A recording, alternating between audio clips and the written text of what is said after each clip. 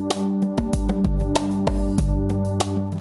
et messieurs, bonsoir. Il est 20h sur les antennes de la télé Futur Média. C'est parti pour le sommaire de cette édition avec le mouvement Y en a marre qui qualifie d'échec total la distribution des cartes d'électeurs. Fadel Barro et compagnie face à la presse ont dénoncé la loi sur le parrainage. Ils appellent le pouvoir et l'opposition au dialogue. Maître El Hadji Diouf, de son côté, lui demande la démission du ministre de la Justice Ismaël Madior Fall. Il estime qu'il est derrière ce projet de loi sur le parrainage. Ali Haïdar tire la sonnette d'alarme sur le trafic de bois. En déplacement dans le Fouladou, l'écologiste soutient que des Indiens installés en Gambie exploitent le bois volé au Sénégal. Et puis des ressortissants guinéens à Dakar fustigent les violences notées lors des élections communales en Guinée. En compagnie de l'avocat Maître El Hadji Diouf, il déplore le mutisme de la communauté internationale. Voilà le sommaire de cette édition. Dans quelques instants, le développement.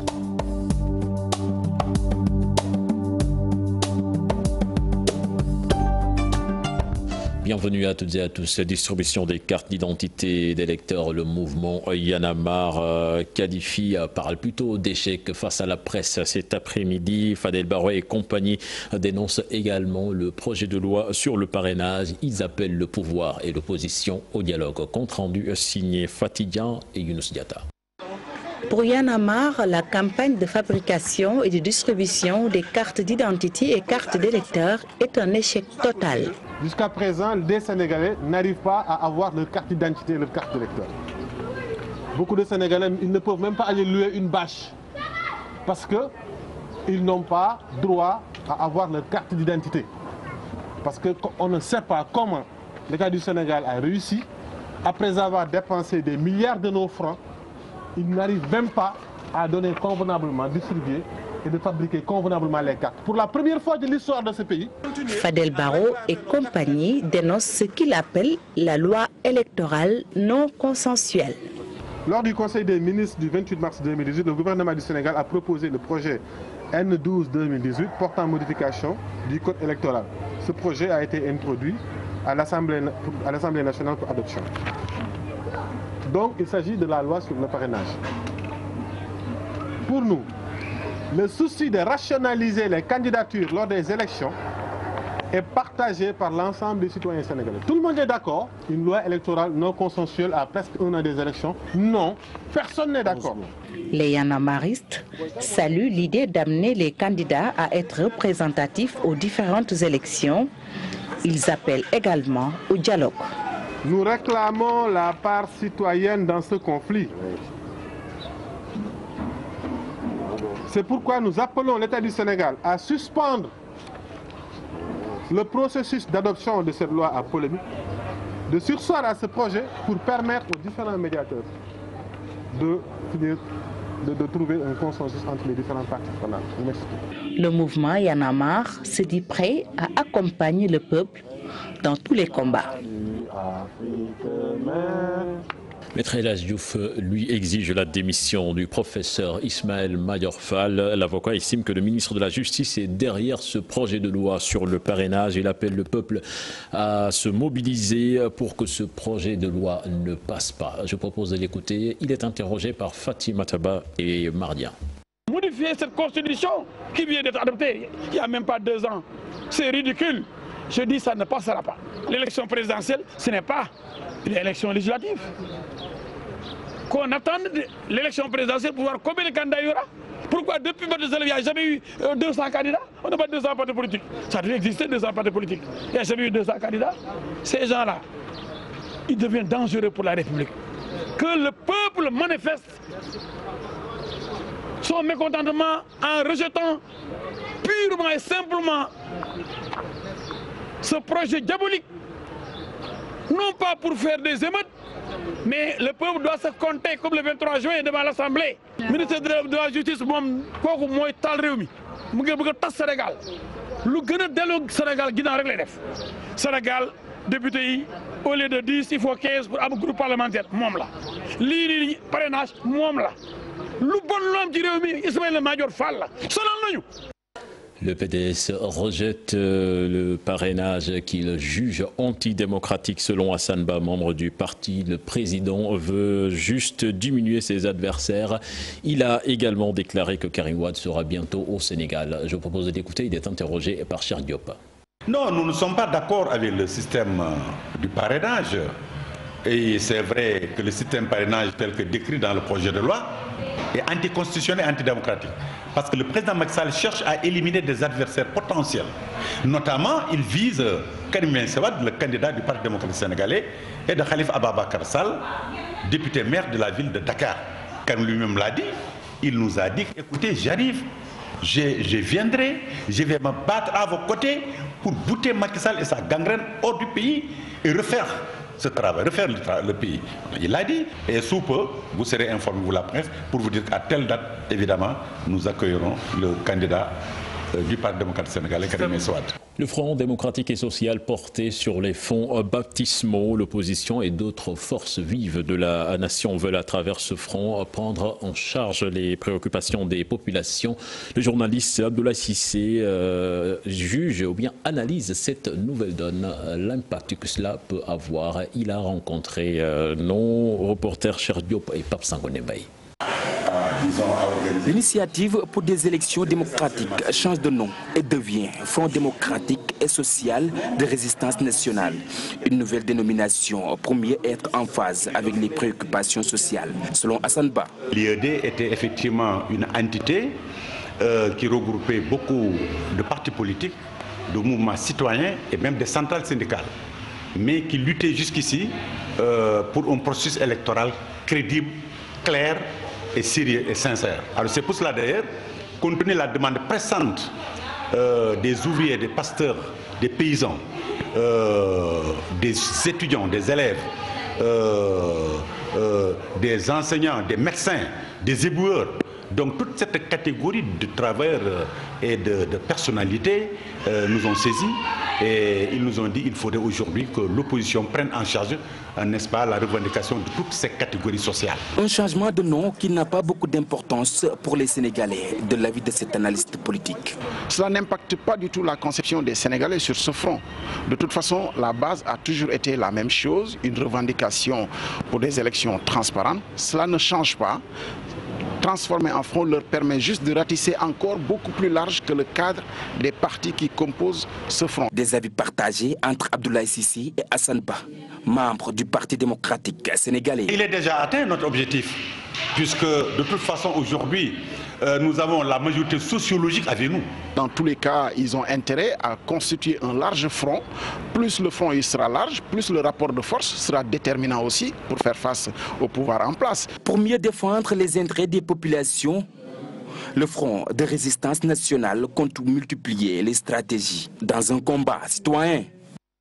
Et puis le professeur Abdoulaye Bathily éclaboussé par un scandale financier au Gabon selon le site afriqueconfidentiel.com, canular aux entreprises de dénonciation et calomnie suite à sa sortie sur l'affaire Khalifa Sall. Élément de réponse dans ce récit signé Adi Atala. Étrange manière de procéder. À peine Abdoulaye Bathily dénonça et qualifia l'affaire Khalifa Sall de procès politique. L'ancien secrétaire général de la LD est sujet à de plusieurs attaques. La dernière en date, il est cité dans un scandale financier au Gabon, selon le site afriqueconfidentiel.com. Une coïncidence troublante. Un lynchage qui n'honore pas notre pays et écorne notre système d'État démocratique. De la même façon qu'on s'est attaqué à Abdoulaye Bathily, Abdoul Mbaye, ancien Premier ministre démis de ses fonctions, avait vu sa vie privée étalée sur la place publique. Il fut interdit de sortir le territoire national, son passeport confisqué avant d'être libéré de toute poursuite. Cette pratique inélégante ne date pas d'aujourd'hui. Idrissa Seck, lui aussi ancien Premier ministre de la première alternance, n'allait-il pas être victime de mauvais traitements du pouvoir d'alors? Lors de la perquisition de son domicile, n'eût été la rigueur des enquêteurs. L'ancien Premier ministre avait déclaré que les autorités d'alors avaient demandé d'abandonner des objets compromettants qui faciliteraient son inculpation pour délit de haute trahison. Toutes ces pratiques sont aux antipodes de la démocratie comme la nôtre. Citer Abdoulaye Bathily ne ressemble qu'à de la calomnie portée par un support médiatique tristement célèbre. Abdoulaye Bathily a fait ses preuves dans l'organisation des élections dans la sous-région. Sa probité et sa rigueur avaient été saluées par le chef de l'État. Casser du sucre sur le dos de cette personnalité, adulé jadis et banni aujourd'hui par le régime en place à cause de ses idées, est une entreprise vouée à l'échec. Aux autorités de siffler la fin de la récréation, se ressaisir et se concentrer sur les préoccupations des Sénégalais, caractérisées par l'ébullition du climat social. Hadi Atala, la députée Aminata Gueye déplore ce qu'elle qualifie de la politisation de la situation des 210 familles sinistrées de la langue de Barbarie relogées à Khariala. Elle fait référence à Ousmane Sonko qui a directement indexé la gestion de Mansour Faye. Je vous propose d'écouter, elle est interrogée par Ousseynou Diop et Habib Seck. Je voudrais attirer l'attention de la population sénégalaise pour dire qu'il y a des politiciens qui jouent avec le sentiment de ces gens-là. Et ce n'est pas sérieux du tout. Il y a un moment pour faire de la politique. Et la politique doit se baser sur des valeurs et des principes. Et c'est ce qu'a fait le ministre-maire Mansour Faye. Il n'a pas politisé le sentiment de ces populations-là. Non, pas du tout. Il a partagé avec eux leurs doléances, leurs difficultés, leur situation provisoire-là. Et d'ici le 31 mai, 250 unités mobiles seront construites pour les recaser. Et la Banque mondiale est venue ici, donc enquêter sur les populations, donc sur leurs difficultés, leur situation et tout. Et ça, c'est le maire qui a assuré le plaidoyer. J'aimerais bien que, comme le cas de Sonko, quand il vient ici, qu'il vienne avec des propositions concrètes, avec du soutien, de l'assistance, mais pas avec des paroles. Le trafic de bois de plus en plus inquiétant dans le Fouladou à cause des pertes en vie humaine qu'elle occasionne. Le dernier cas en date est celui d'un surveillant de la forêt qui a été abattu à mort par des trafiquants de bois dans le département de Médina Yoro Fula.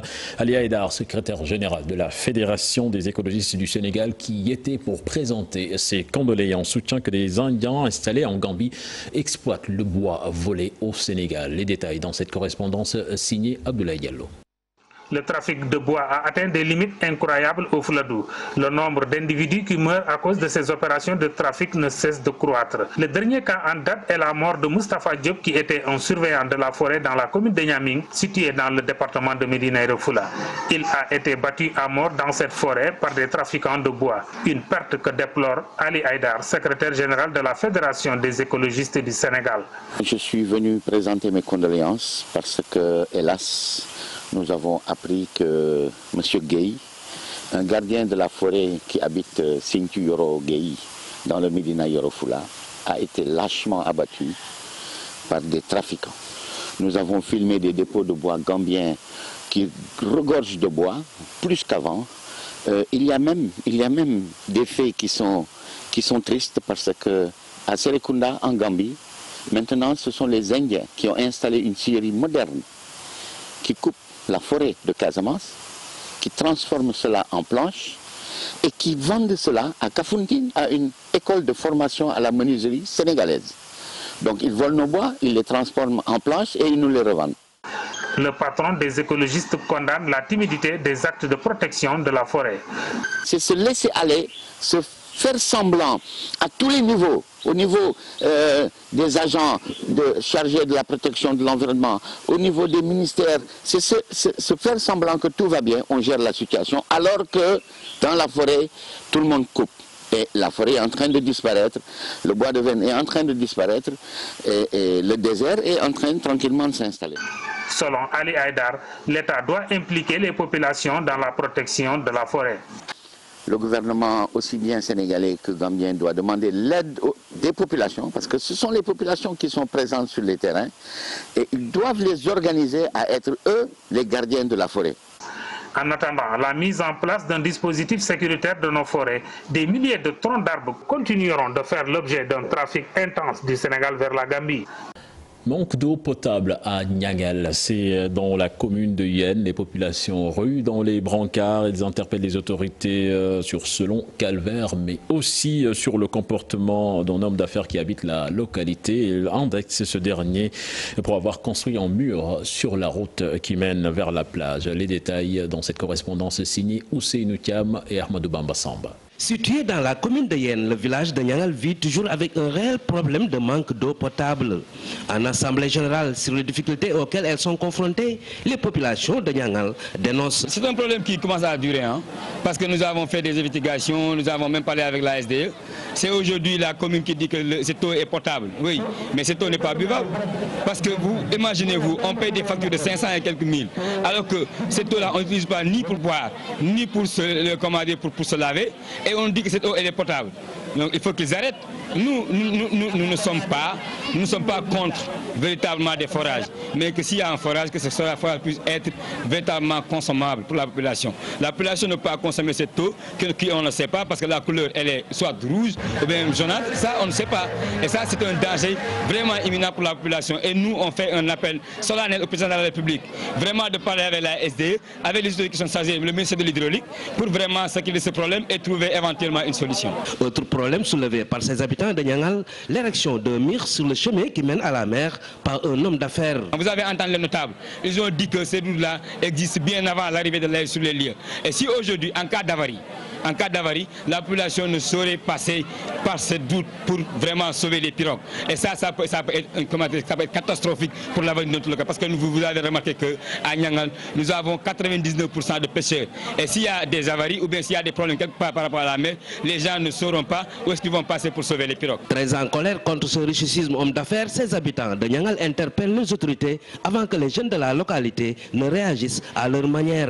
Grève des blouses blanches. Le département de Bambey affiche pratiquement les 100%. Tous les infirmiers chefs de poste ont déploré la lourde dette de la couverture maladie universelle qui est en train de plomber les structures de santé qu'ils dirigent. Ces blouses blanches ont donc été en sit-in au centre de santé de Bambey. Les détails avec Babacar Diouf et Ndongo Ndiaye. Aucun poste ou case de santé du département de Bambey n'a fonctionné ce mardi. Les infirmiers et infirmières ont observé un arrêt de travail pour manifester leur courroux. Le centre de santé de Bambey a été leur lieu de rencontre. Nous réclamons le paiement intégral des arriérés de salaire de tous les contractuels du ministère de la Santé, à savoir Cobra, à savoir JICA, à savoir PEN 10.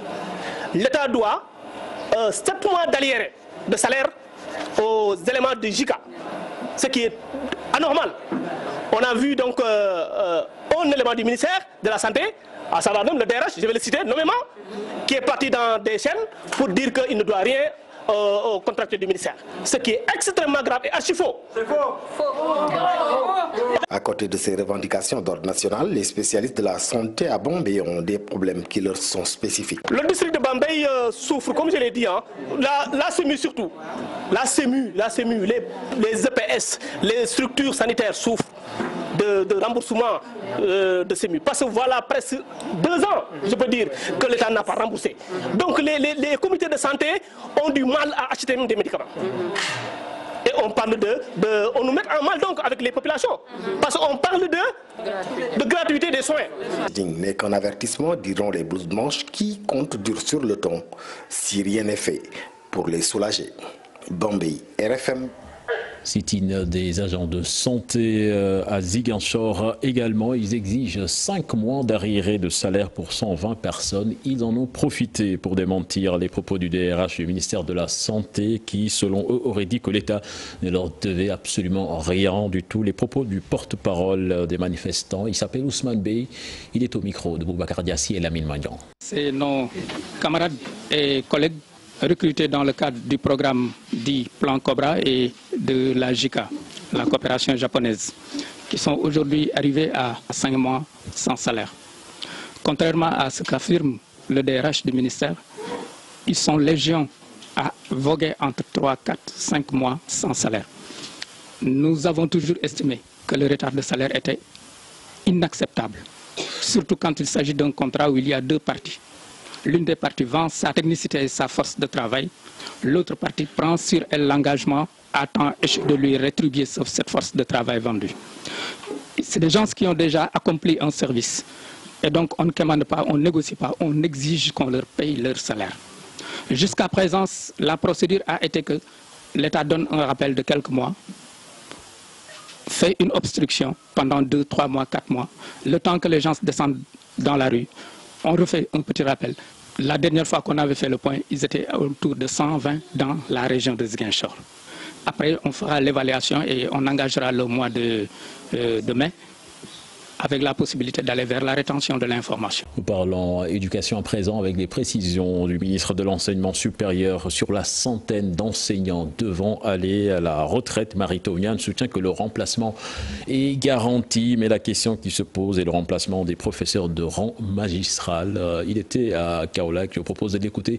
Il est interrogé par Ibrahim Diamé. Tout enseignant supérieur, parce que les enseignants supérieurs du supérieur sont sur des postes. Et ces postes appartiennent aux universités. Ce qui fait que si l'université Cheikh Anta Diop de Dakar a un enseignant qui va à la retraite, il le remplace. Il le remplace aussi par un processus compétitif. C'est un appel d'offres international.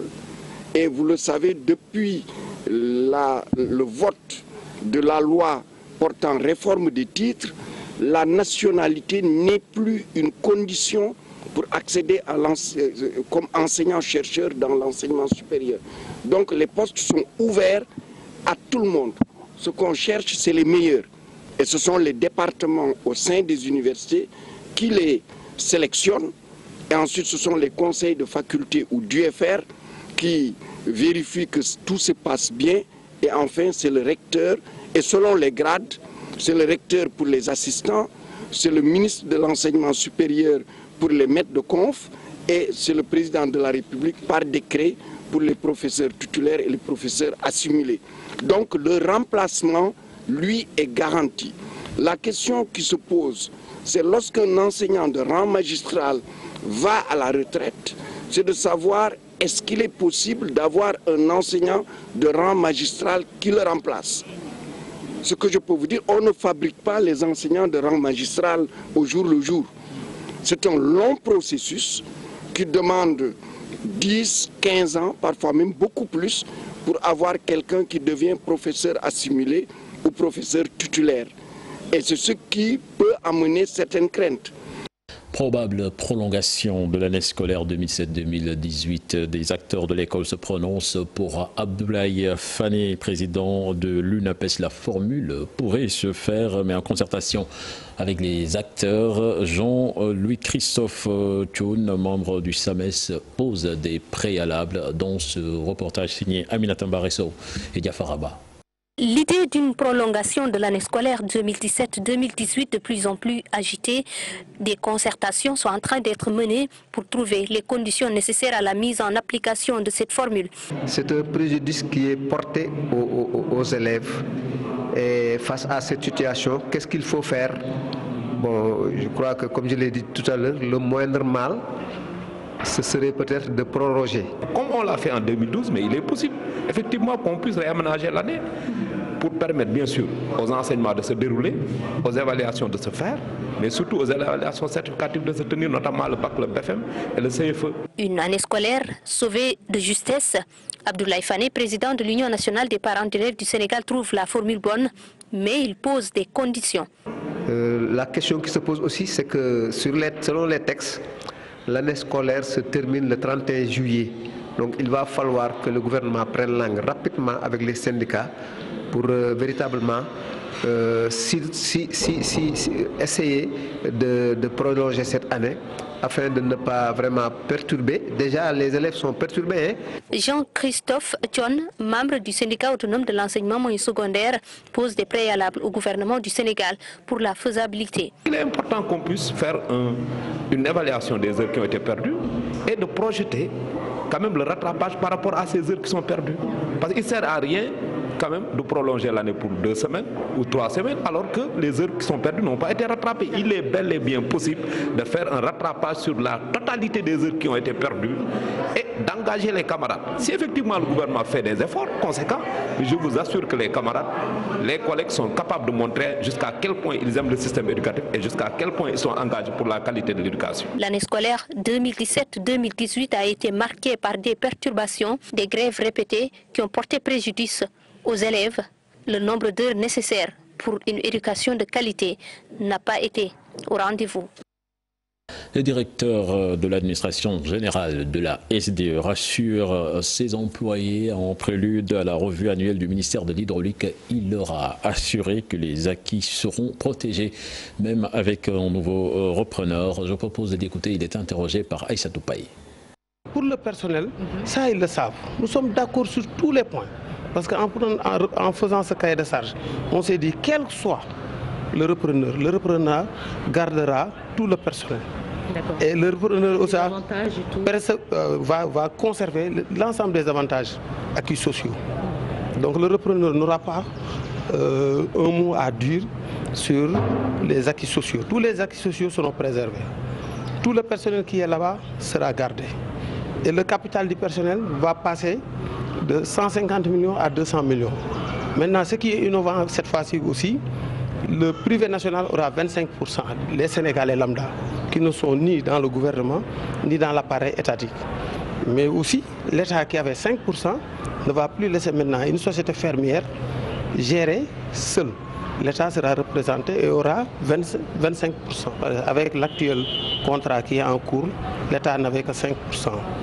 Et puis à moins de 3 semaines de la fin de la collecte dans la campagne arachidière, le ministre de l'Agriculture se dit satisfait de son déroulement. Il était hier en visite à la FIARA, compte rendu signé Cheikh Tidiane Dione et Younous Diatta.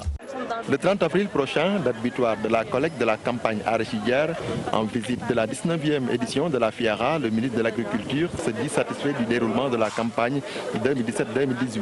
Avec une campagne agricole de commercialisation où on est à plus de 500 000 tonnes collectées, avec une couverture intégrale de nos besoins en semences, et en plus de cela, nous continuons à exporter. À l'heure actuelle, on doit être autour de 124 000 tonnes d'exportation en direction de 11 pays.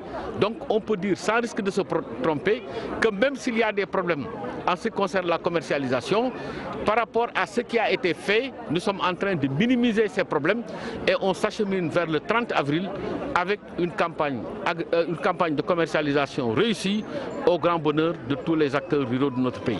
Autre satisfait affiché, c'est celui relatif à la filière risicole qui est en train de produire d'excellents résultats. Pape Abdoulaye Seck va jusqu'à dire que notre pays est sur les dispositions d'exporter du riz.